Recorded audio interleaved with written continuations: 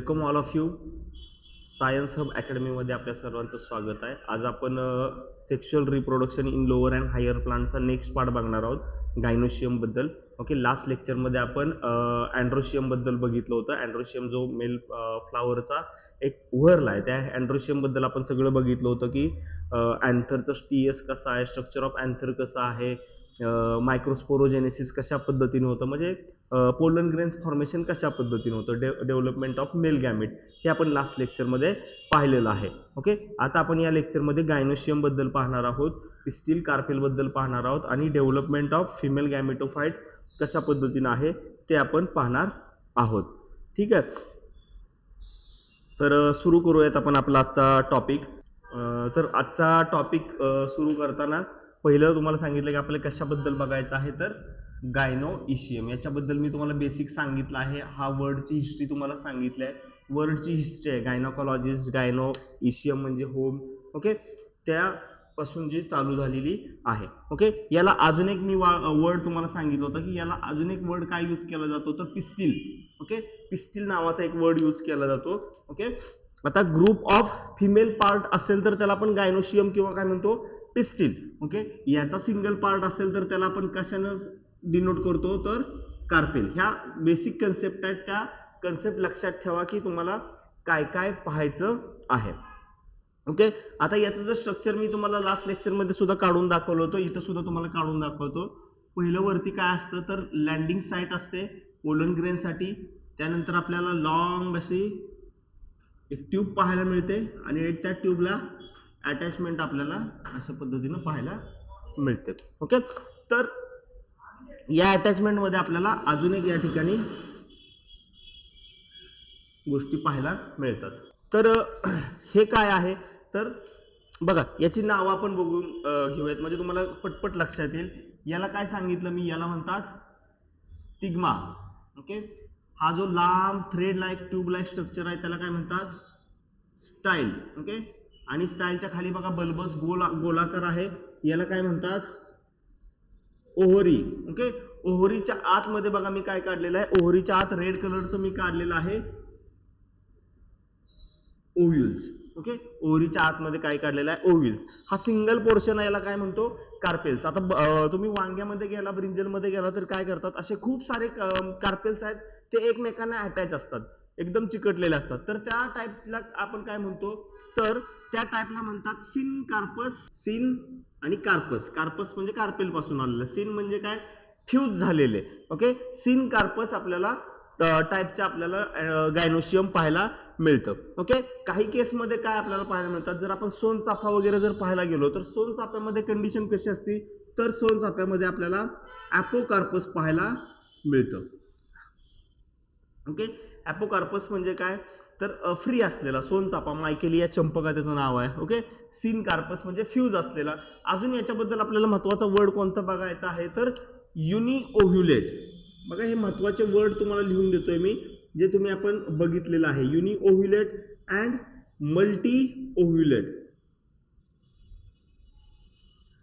बघा लक्षात ठेवा, युनिओव्ह्युलेट आणि मल्टी ओव्ह्युलेट. युनिओव्ह्युलेट मध्ये तुम्हाला एक्झाम्पल मध्ये काय सांगितलं होतं, तर युनिओव्ह्युलेट, युनि म्हणजे काय, सिंगल, सिंगल ओव्ह्यूल असलेला. म्हणजे तुम्ही जर याच्यामध्ये एक्झाम्पल मध्ये जर बघितलं तर मँगो, पॅडी, व्हीट, ओके, एकच सीड तयार होतं, म्हणून त्याला युनि म्हणलंय, युनिओव्ह्युलेट. मल्टी म्हणजे काय, खूप सारे असणारे, मल्टी ओव्ह्युलेट. ह्याच्यामध्ये थोडक्यात तुमची भेंडी, त्याला काय म्हणतो आपण, ladies finger, okra, botanical name त्याचं लेडीज फिंगर. ओके, तर हे गायनोशियम आणि पिस्टिल कार्पेल बद्दल ह्या सगळ्या गोष्टी आहेत, ह्या लक्षात ठेवा. Syncarpous, apocarpous, uniovulate, multi ovulate. Okay, हे 4 वर्ड्स आहेत जे ह्याच्या रिलेटेड आहेत आणि महत्वाचे आहेत, ते तुम्हाला लक्षात ठेवायचे. ह्याच्यामध्ये टोमॅटो, वांग, ओके, लेडी फिंगर हे मल्टी ओव्ह्युलेट मध्ये एक्झाम्पल येतात. ओके, टोमॅटो कापल्यानंतर तुम्हाला लक्षात येतं की 4 सेक्शन्स आहेत त्याला. ओके, खूप सारे आपल्याला त्याच्यानंतर सीड्स पाहायला मिळतात, ओव्ह्यूल्स वगैरे, ह्या गोष्टी लक्षात ठेवा. ओके, आता हे झालं बेसिक ऑफ गायनोशियम. गायनोशियम म्हणजे काय, फिमेल व्हर्ल आहे, महत्वाचा व्हर्ल आहे, जो शेवटचा व्हर्ल आहे 4 नंबरचा. ओके, गायनोशियम तो आपल्याला कंप्लीट फ्लावर मधला हा शेवटचा व्हर्ल आहे. ही एक गोष्ट लक्षात ठेवा.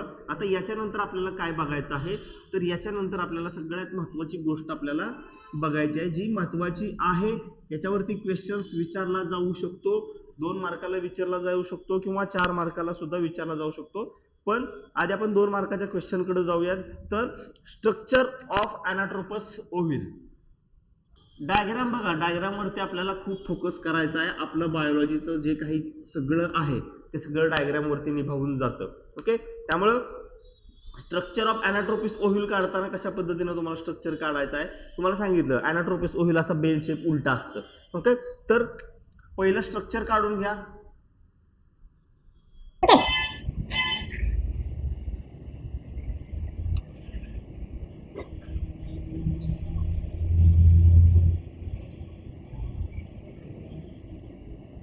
अशा पद्धतीने स्ट्रक्चर तुम्हाला पाहायला मिळतं अॅनाटॉमिक्स ओव्हिल. ओके, आणि याच्यामध्ये तुम्हाला पाहायला मिळतो एम्ब्रियो अॅनाटॉमिकचं जनरल स्ट्रक्चर मी तुम्हाला काढून दाखवलेलं आहे. Okay, this is the structure of anatropous ovule. Okay, आता ह्या स्ट्रक्चरला तुम्हाला व्यवस्थित नावं द्यायची आहेत, एवढं स्ट्रक्चर आहे. ओके, आणि मोस्ट ऑफ द अँजिओस्पर्म मध्ये तुम्हाला अॅनाट्रोपस ओव्हिलच पाहायला मिळतात. मोस्ट ऑफ द अँजिओस्पर्म म्हटलेलं आहे तुम्हाला. मोस्ट म्हणजे काय, जास्त अँजिओस्पर्म मध्ये, जास्त करून अँजिओस्पर्म मध्ये तुम्हाला या टाईपचं स्ट्रक्चर पाहायला मिळतं आहे. तर आता याची आपण नावं लिहूयात, एक एक नावं लिहिल्यानंतर लक्षात येईल. बघा, हिथं काय आहे तुमचं मध्ये एक सेल आहे. ओके, हा मधला तुमचा मेन पोर्शन आहे, त्याला काय म्हणतो आपण, एक सेल. ओके, ह्या एक सेलच्या वरती हे जे गॅप आहे, ओके, वरच्या बाजूचा, याला काय म्हणतात, तर याला नाव दिलेलं आहे चलाझा.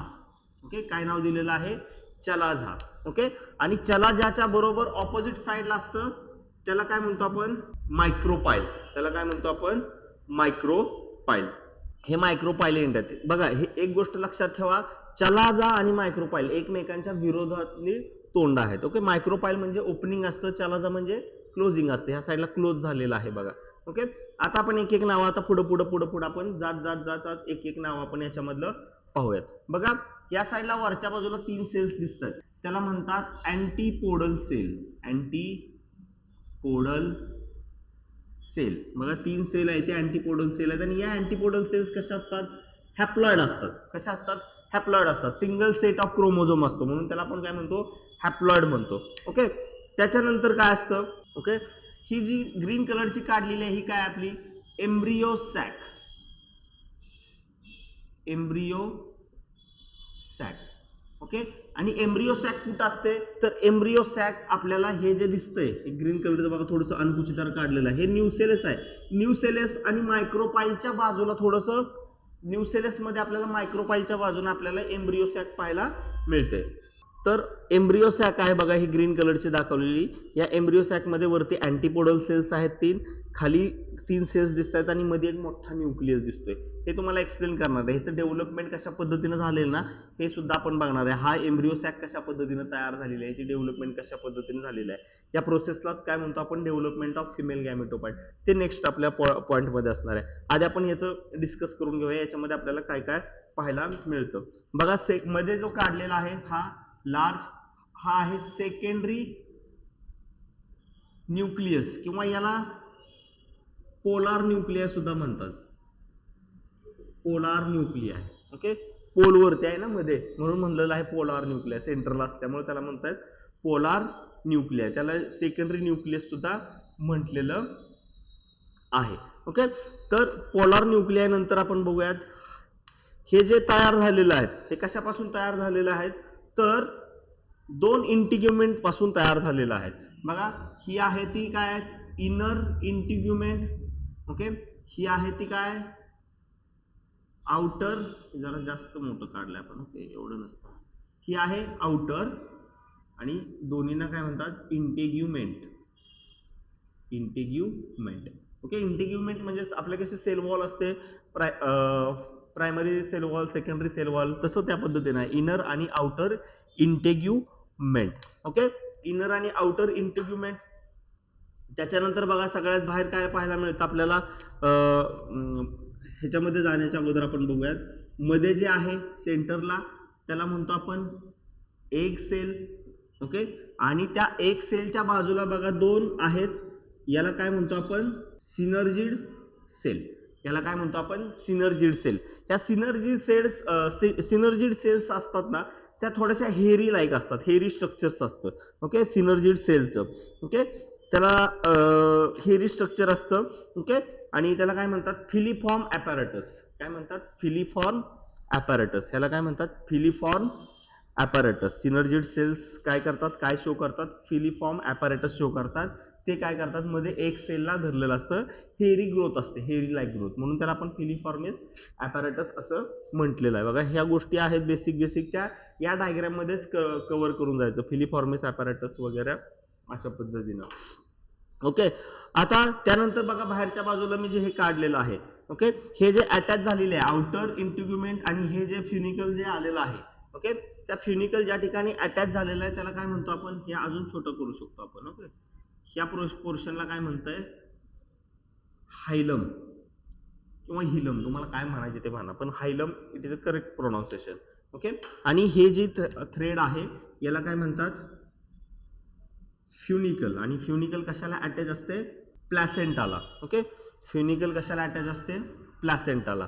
ओके, अजून एक गोष्ट तुम्हाला मी सांगायचं राहिलं की हे जे काढलेलं आहे हा पोर्शन आहे याला काय म्हणतात न्यूसेलस. न्यूसेलस काय करतो, नरिशमेंट प्रोव्हाइड करत असतो, न्यूट्रिशन प्रोव्हाइड करत असतो या एम्ब्रियो सॅकला.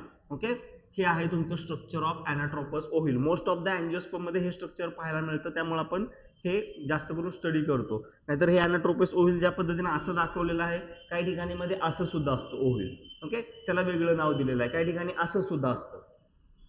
ओके, तर वेगवेगळ्या प्लांट्स मध्ये आपल्याला वेगवेगळं पाहायला मिळतं, पण मोस्ट ऑफ द अँजिओस्पर्म मध्ये आपल्याला अॅनाट्रोपस ओव्हिल पाहायला मिळतं. ओके, आता या अॅनाट्रोपस वर्डचा पण हिस्ट्री आहे. आता प्रत्येक वर्डची हिस्ट्री आपल्याला स्टडी करायला इथं वेळ नाहीये, त्यामुळं जास्त इथं वेळ घालवण्यात आपल्याला अर्थ नाहीये. अॅनाट्रोपस ओव्हिलचं लक्षात आलं. आता तुम्हाला काय जर डायग्राम विचारली तर 2 मार्काला विचारतील, आणि एक्सप्लेन करायचं असेल तर तुम्ही ह्याच गोष्टी एक्सप्लेन करू शकता. कशा पद्धतीने एक्सप्लेन करू शकता, okay, embryo sac embedded in a nucellus towards the micropyle end. Okay, हे एक सेंटेन्स झालं.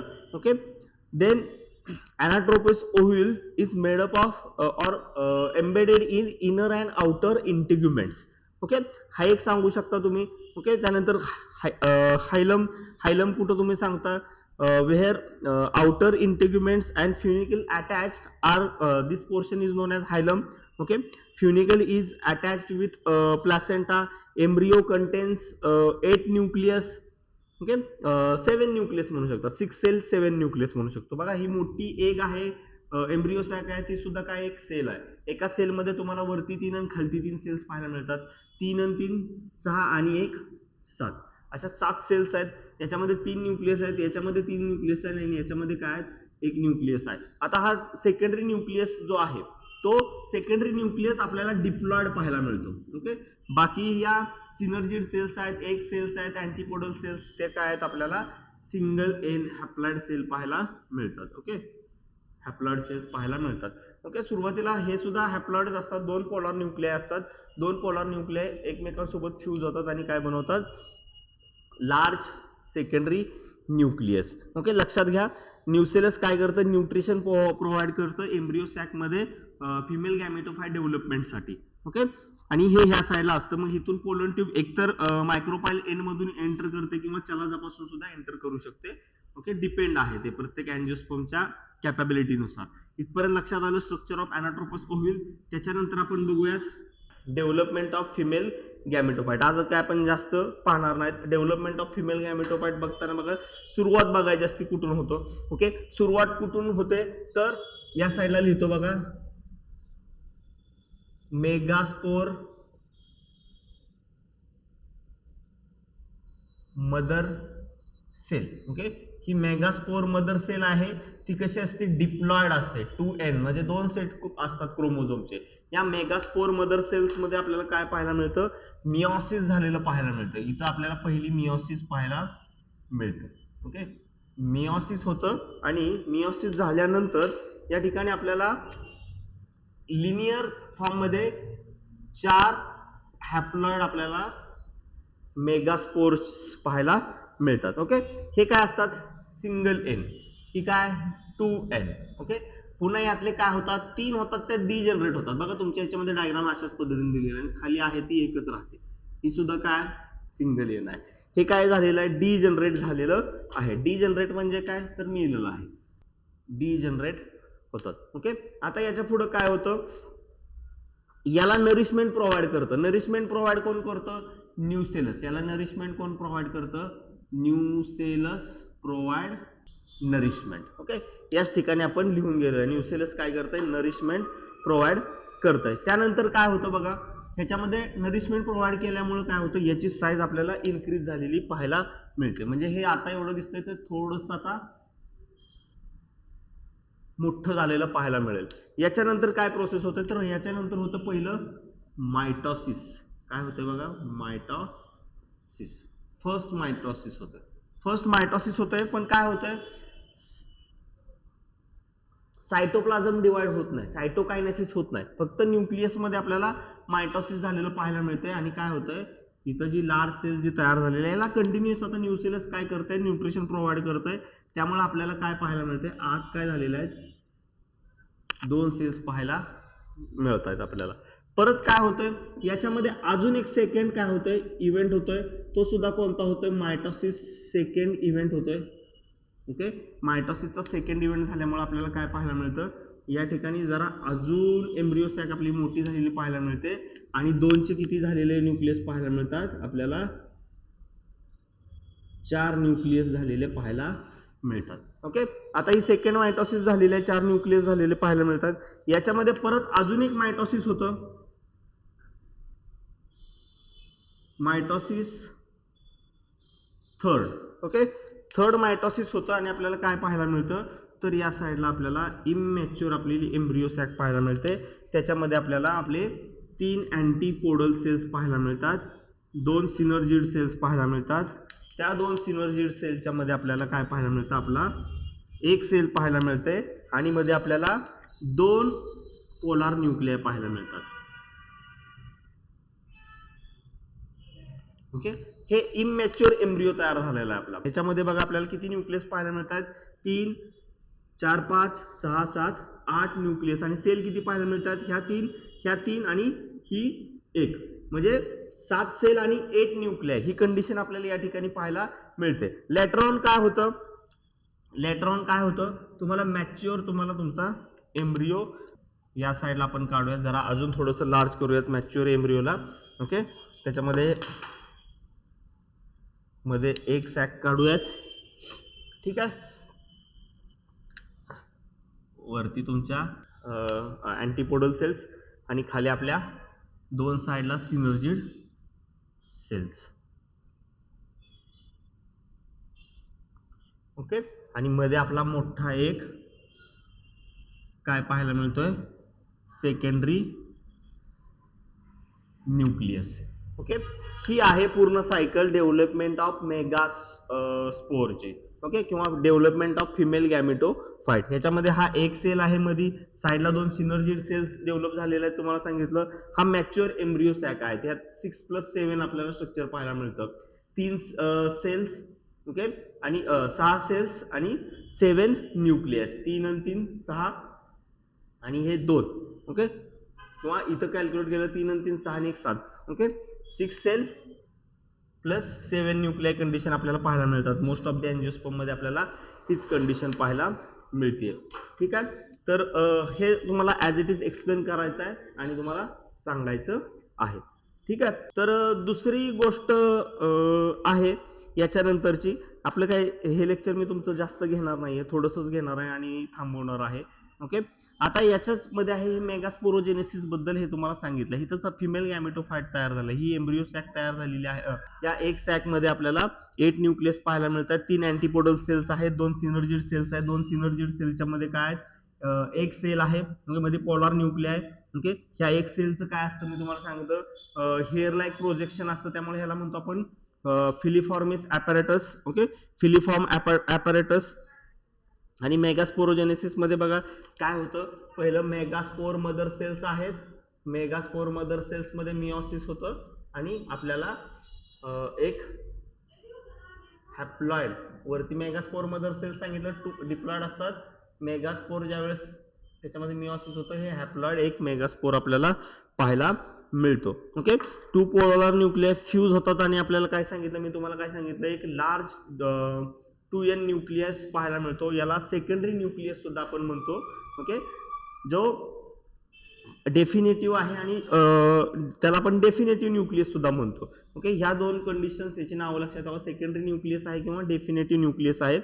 ओके, जे नंतर फ्यूज होतात आणि डिप्लॉइड पाहायला मिळतात. या अख्ख्या एक सॅकमध्ये आपल्याला एवढाच फक्त डिप्लॉइड न्यूक्लियस पाहायला मिळतो, नाहीतर हे हॅप्लॉइड आहेत, हे सुद्धा हॅप्लॉइड आपल्याला पाहायला मिळतं. त्यानंतर मोनोस्पोरिक डेव्हलपमेंट एक आहे बघा, मोनोस्पोरिक डेव्हलपमेंट आहे. मोनोस्पोरिक डेव्हलपमेंट कशाला म्हणायचं, तुमच्या बुकमध्ये ते वर्ड दिलेलं आहे मोनोस्पोरिक डेव्हलपमेंट. मोनो म्हणजे काय, single spore development, single spore फक्त तयार होतो याच्यामध्ये. ओके, ही एक गोष्ट लक्षात ठेवा. फिमेल गॅमेटोफाइट आहे.